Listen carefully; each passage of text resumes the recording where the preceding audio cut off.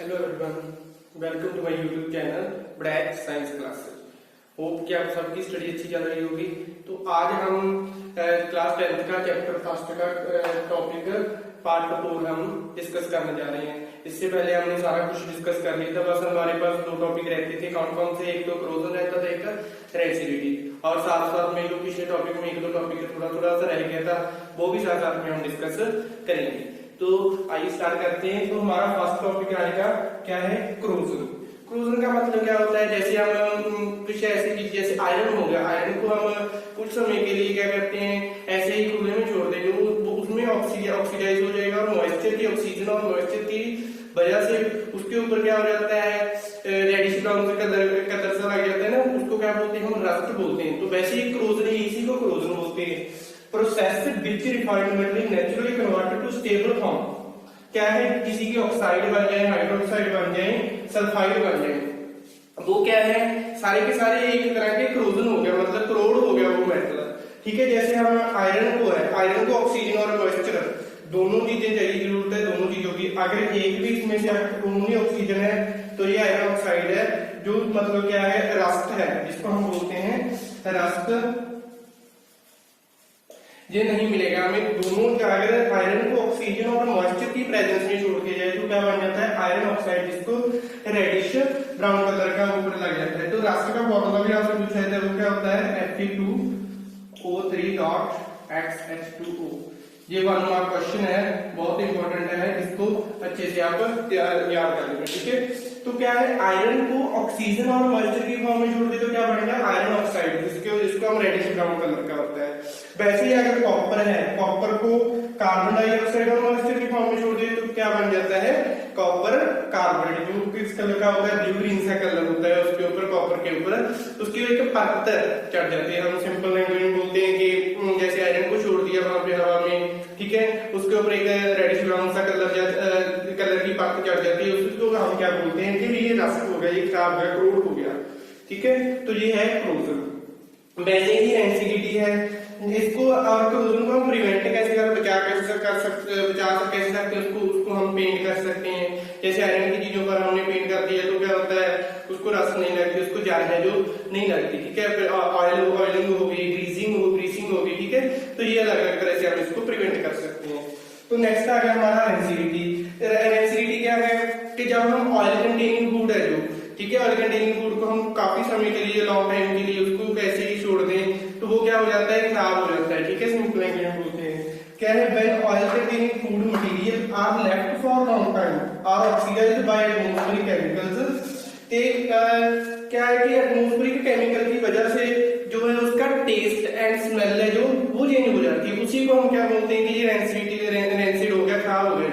ठीक है, रेंसिडिटी क्या है? अब ऑयल कंटेनिंग फूड को कुछ समय के लिए, काफी ज्यादा समय के लिए क्या है, ऐसे ही छोड़ दें तो वो क्या हो जाता है? खराब हो जाता है, उसकी स्मेल एंड टेस्ट चेंज हो जाता है। तो इसको हम कैसे बचा सकते हैं? हमें सिंपल लैंग्वेज में बताया गया, हम जैसे घरों में यूज करते हैं रेफ्रिजरेटर। ठीक है, तो उस कंटेनिंग को हमें, उस फूड को हम क्या करना है? रेफ्रिजरेटर में रख देना है, तो हम उसको काफी लॉन्ग समय के लिए, टाइम के लिए बचा सकते हैं। वैसे ही और आ जाएगा, जैसे हमारे चिप्स के पैकेट में ऑयल कंटेनिंग हो गया, उसमें क्या फिल होता है? जो हवा से होती है, वो कौन सी गैस की होती है? नाइट्रोजन गैस की होती है। ठीक है, तो जैसे मैंने यहाँ पे एग्जाम्पल भी दिए हुए हैं। प्रिवेंशन के keeping such food in refrigerator और पैकिंग विद ऑक्सीडेंट। एंटीऑक्सीडेंट कैसे होगा? लाइक नाइट्रोजन गैस होगी। ठीक है, जो हम चिप्स के पैकेट में होती है, चिप्स पैकेट। तो अब पता चल गया कि क्रोजन और एसिडिटी में क्या डिफरेंस है। क्रोजन क्या है कि आयरन को हो गया, उसको रस्टिंग हो गई कुछ समय के लिए, मॉइस्चर और ऑक्सीजन की प्रेजेंस में छोड़ दी जाए, आयरन ऑक्साइड का प्रेजेंस होना, कार्बोनेट का बनना, सल्फाइड का बनना। एसिडिटी क्या है? ऑयल कंटेनिंग फूड को लॉन्ग समय के लिए अगर हम छोड़ दे तो वो क्या हो जाता है? खराब हो जाता है। ठीक है, तो ये हो गया हमारा क्रोजन एंड एसिडिटी।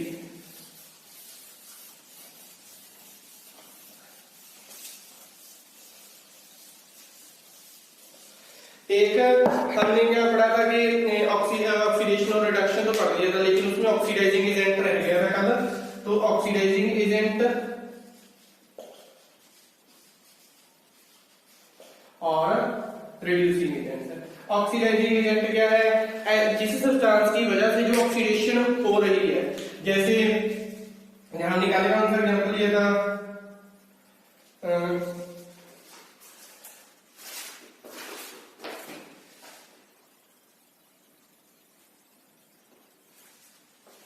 जैसे हमने कल ही एग्जाम्पल लिया था, कौन सा लिया था, लेड ऑक्साइड प्लस कार्बन, क्या मिला हमें, लेड प्लस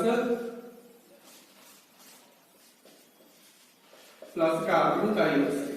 ठीक है, तो क्या है, लेड, इसने क्या है, इसी को इसको ऑक्सीजन दिया है, तो खुद तो ये क्या हुआ है, रिड्यूस हुआ है, जो खुद तो रिड्यूस हो रहा है, लेकिन काम किसका कर रहा है, ऑक्सीडाइजिंग एजेंट का। ठीक है, और वैसे ही ये खुद तो क्या हुआ है, ऑक्सीडाइज हुआ है, लेकिन काम किसका कर रहा है, रिड्यूसिंग एजेंट का।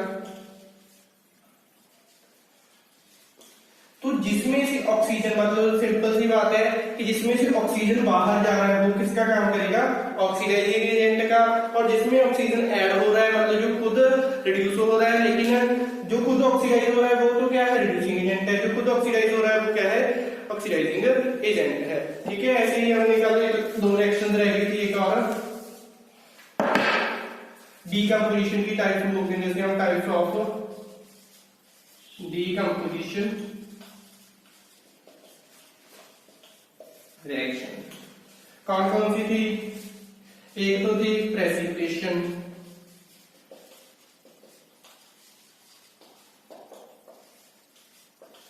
प्रेसिपिटेशन रिएक्शन क्या होती है, प्रेसिपिटेशन रिएक्शन वो रिएक्शन होती है जैसे दो अलग अलग केमिकल हैं उनको हम मिक्सअप कर दें। ठीक है, तो मिक्सअप करने के बाद जो इनसॉल्युबल प्रोडक्ट है, जो उसमें सॉल्युबल नहीं होता, ठीक है, डिसॉल्व नहीं होता, तो इनसॉल्युबल कंपाउंड रह जाता है, उसी को क्या हम बोलते हैं, प्रेसिपिटेट बोलते हैं। जैसे इसकी एग्जांपल आ जाएगी,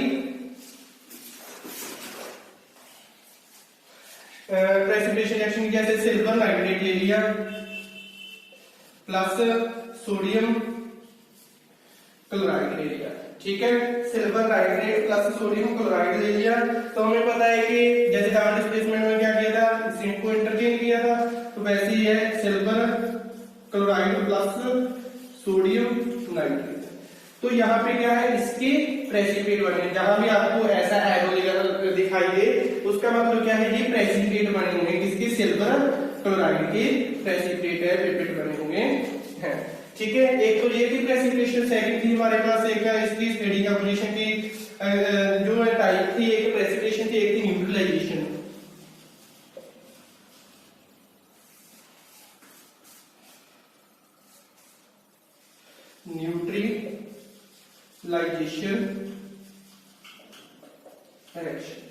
न्यूट्रलाइजेशन रिएक्शन क्या होती है, जब एसिड और बेस आपस में रिएक्ट करते हैं, एसिड और बेस आपस में रिएक्ट करते हैं, तो क्या मिलता है हमें, सॉल्ट प्लस वाटर मॉलिक्यूल। उसी को हम न्यूट्रलाइजेशन जैसे डेफिनेशन में क्या है, when acid and base react with each other to give salt and water is called neutralisation reaction. जैसे इसकी एग्जांपल लेंगे, जैसे हमने HCl ले लिया, HCl क्या है, हाइड्रोक्लोरिक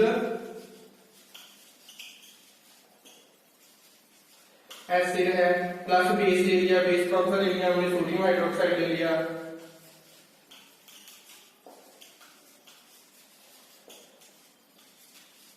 जब ये दोनों आपस में रिएक्ट करेंगे तो क्या मिलेगा हमें, NaCl plus water. Water molecule का पता है ये क्या है, सॉल्ट है। ठीक है, हमें पता है नमक जिसको हम बोलते हैं, तो क्या है, hydrochloric acid plus sodium hydroxide, acid plus base to give salt and water.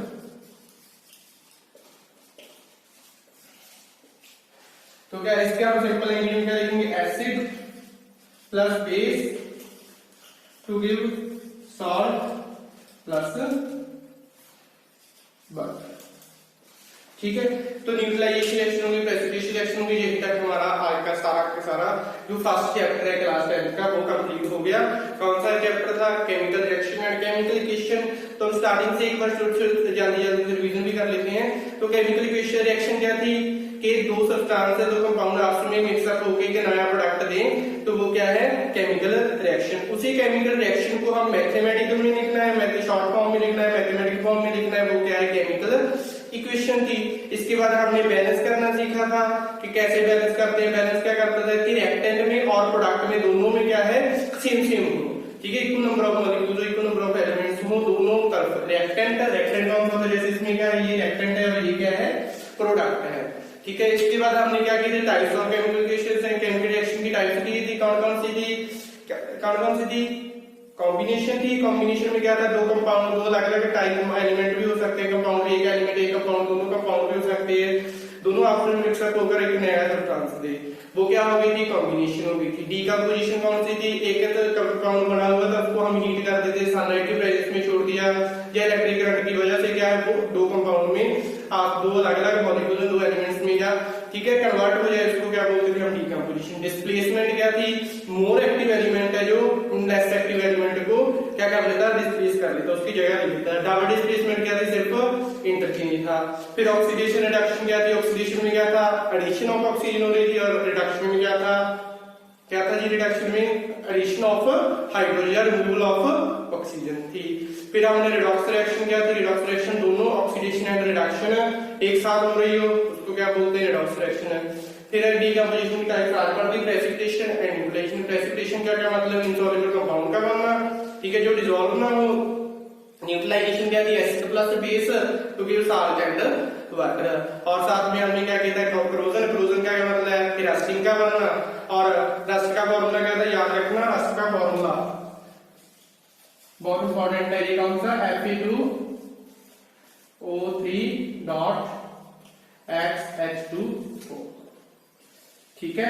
तो ये हो गया हमारा आज का सारा। रेंसिडिटी होगी, रेंसिडिटी को फूड कर खराब होना, कुछ को लॉन्ग टाइम के लिए छोड़ दें, ठीक है। तो ये हमारा सारा फर्स्ट चैप्टर कंप्लीट हो गया। तो हम नेक्स्ट वीडियो में कोई और चैप्टर करेंगे, किसी और क्लास का भी कर सकते हैं, 10th का भी हम नेक्स्ट टॉपिक जल्दी स्टार्ट करेंगे। तब तक के लिए आप फर्स्ट चैप्टर अपना अच्छे से रिवीजन कर लें, ठीक है। इसको बैलेंस करना आपको, चाहे सीबीएसई बोर्ड है चाहे पीएससी बोर्ड है, बैलेंस करने क्वेश्चन आएगी अच्छे से सीख लो। जितनी क्वेश्चन जहां भी आपको क्वेश्चन मिलती है उसको बैलेंस करने लग जाओ। कोई भी क्वेश्चन मिलती है जैसे ये है, इसको बैलेंस करने लग जाओ, ठीक है। तो ये तो ऑलरेडी बैलेंस है, ये मिल रही है, इसको बैलेंस करने लग जाओ। जहां पे भी आपको कोई क्वेश्चन मिलती है उसको बैलेंस करना ही करना है, ठीक है। तो इसके लिए तो आपको मेरा चैनल ज्यादा से ज्यादा सब्सक्राइब करें, आप देखते रहें साइंस के टॉपिक, मैथ के टॉपिक हम जल्दी नए नए टॉपिक डिस्कस करते रहेंगे, बिल्कुल सिंपल मेथड से, ठीक है। धन्यवाद, थैंक यू।